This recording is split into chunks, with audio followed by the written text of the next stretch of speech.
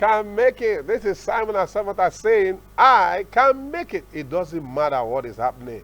Look ahead of you. A greater future is ahead of you. There is nothing you are looking for that you cannot get.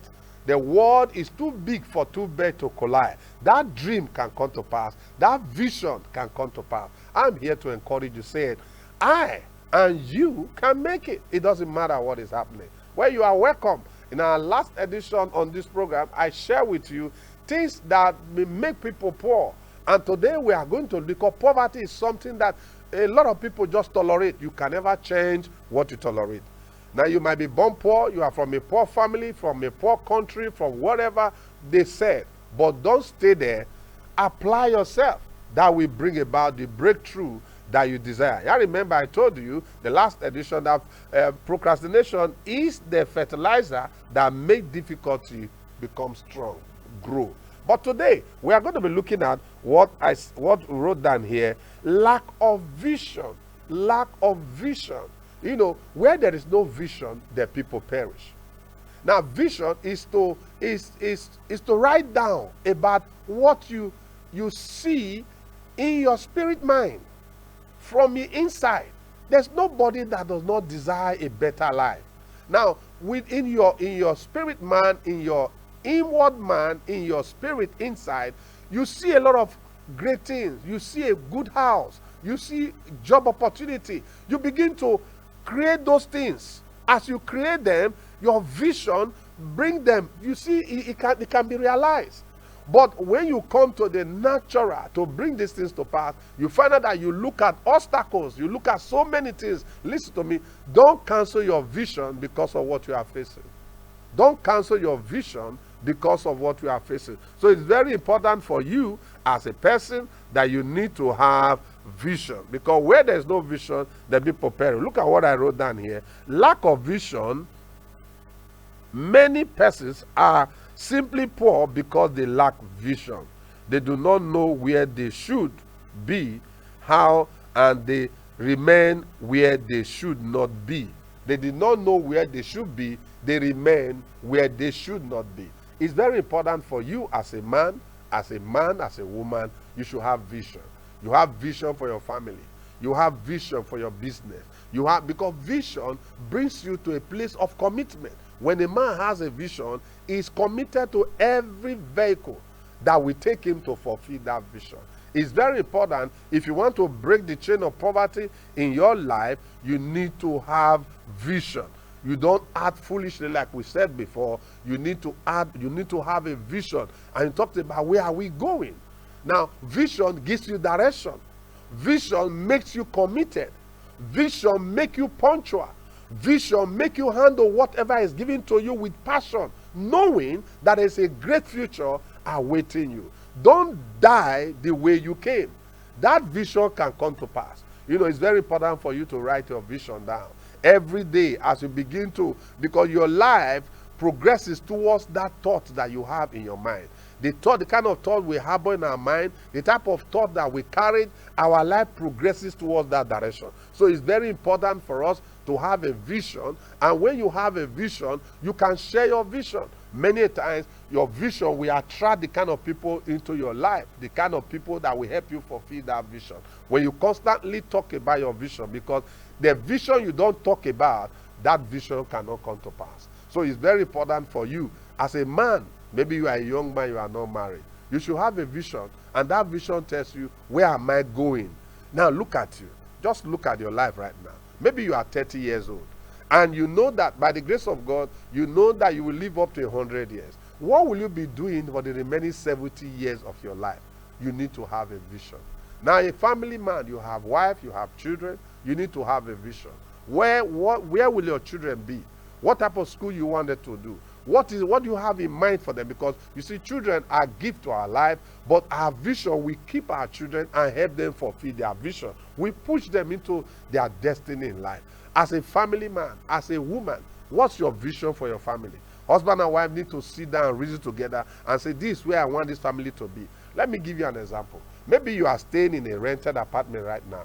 Now, the reason why you should choose the type of place you should stay, the type of house you should rent, how you spend your money. It's because of vision. Both of you need to sit down and say, how many years are we going to stay and be a tenant before we own our property? You need to plan it. Because you see, when you don't plan it, your house will be in disarray. You will buy things you don't need. You will do the things. You will attend programs you are not supposed to be. You will wear the clothes you are not supposed to wear. Vision gives you direction.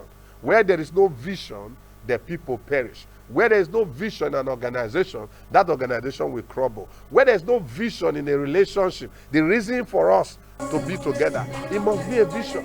I always tell young people that are not married, when a boy tells you I love you, don't tell the boy I love you too. Ask him, where are we going?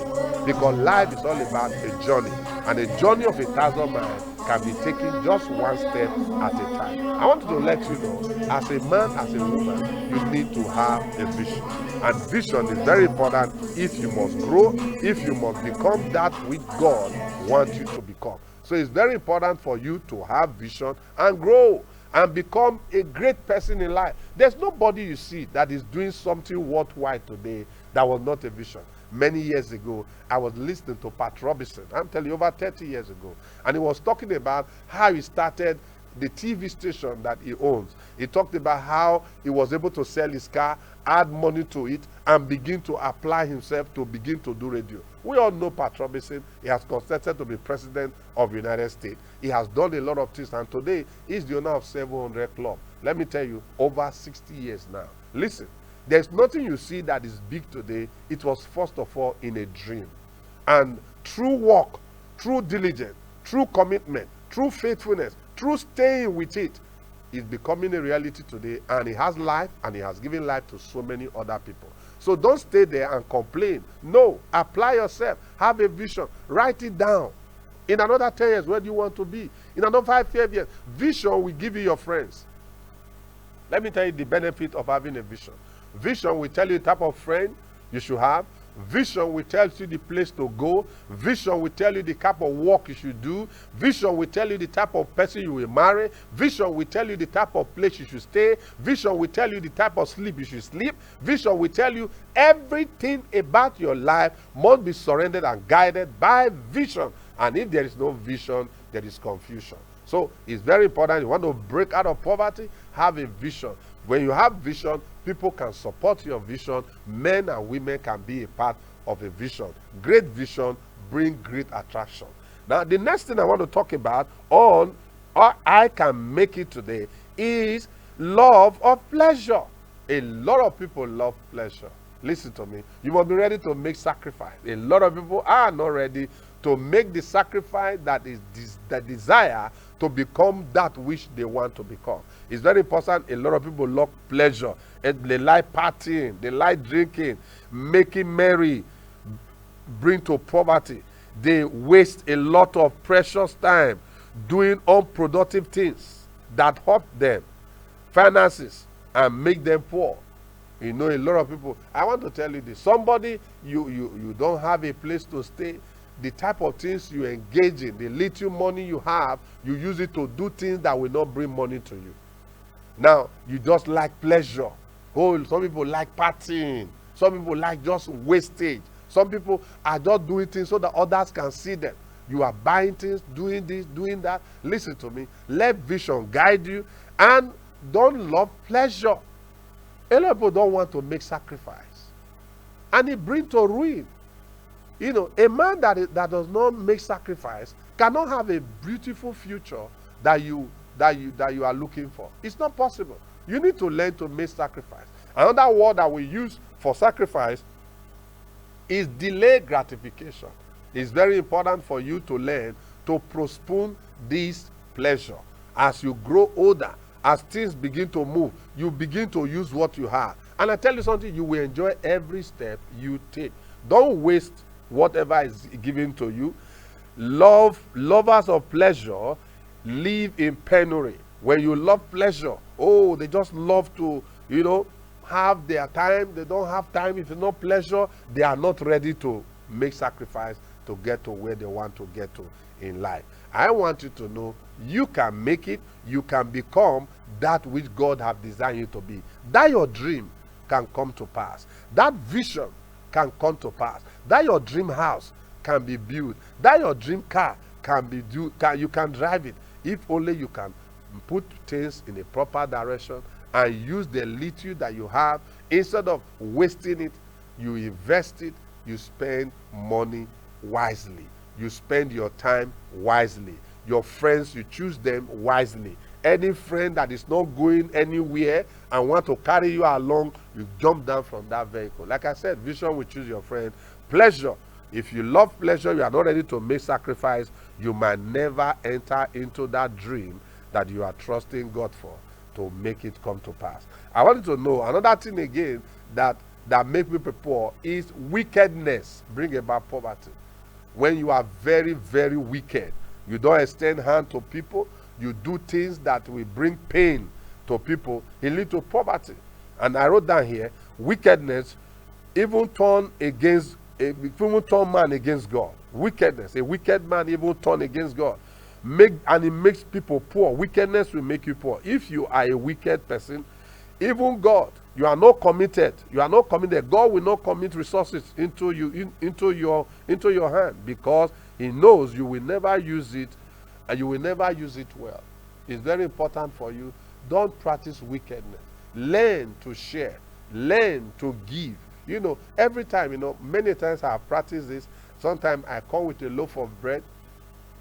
Just imagine we are like 40 persons seated here, and this 40 person tells me, oh, I need this, I'm hungry, and I have 2 loaves of bread, and I take it, I share little by little, and give to these 40 persons seated down, and they are trusting God for food, and I'll be able to feed these 40 persons. Just imagine, these 40 persons now invited me, and God has blessed them, they want to feed me. Always learn to give a happy hand, no matter how it look like. Don't be wicked. Don't enjoy seeing other people suffering. Whatever you know you can do. I'm not talking about a man that is going nowhere to happen and see you as an ATM machine. That's not what I'm talking about. I'm talking about a man that really has a need, and you see it. You are able to meet that need. Please meet it. Don't be wicked. Now, if those people now decide to pay you back, you will be shocked what you are going to get. And one of the things that will help you in this journey of life, never give because you are expecting that person to give back to you. When you give, do it as unto the maker, as unto the creator. And I tell you something, God will make sure those things come back, pressing together and running over into your life. Greatness will locate you. Because the person you meet today, the person you help today, you don't know what that person is. An opportunity to actually be a blessing to a man. Because in that person, there are great future. Some of the seed you sow today, your children might inherit it. Let me tell you this story. Many years ago, my father could not pay my sister hospital bill. My junior sister, those days, I'm telling you about 70s now, my junior sister fell into hot water, and we were playing outside that day. She sat in the hot water, somebody boiled water, and he wanted to go to bedroom to have a bath. Those days, our bedroom used to be about 1 mile away from the house. We had to call onto the church. She fell into the hot water. She was taken to an hospital, and my mom was in the hospital for many months. My father could not pay the bill. A man, one of our tenants, my grandfather's house, the man went ahead and paid the hospital bill. Now, I was very young then. I think I was like very young. What I'm telling you now is over 40 years. Now, this man paid that hospital bill. Do you know what happened? Just some 6 years ago, or less than 4 years ago, I also partnered with organization, and the son now needed help, and I was able to help the son. But the man forgot.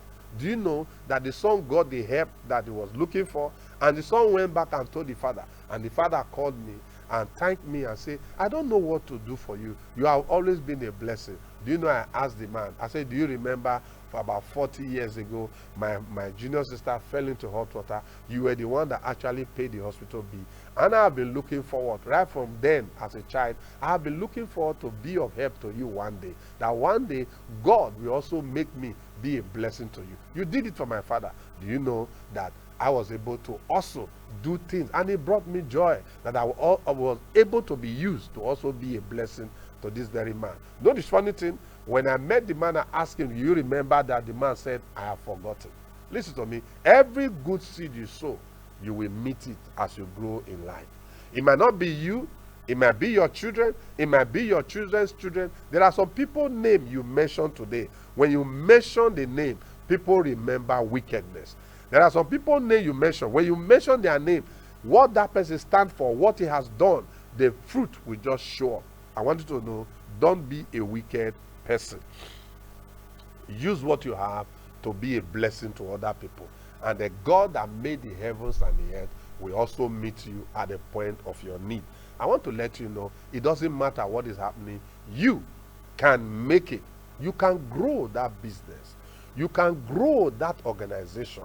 You can be a part of this great thing that is happening right now. It does not matter what happened in this life. Whatever a man soweth, when you sow, you will always reap. This is Simon and Samantha saying, I can make it. It doesn't matter what is happening. Until I see you again in our next edition, I'm saying, God bless you. You will make it. God bless you. Thank you.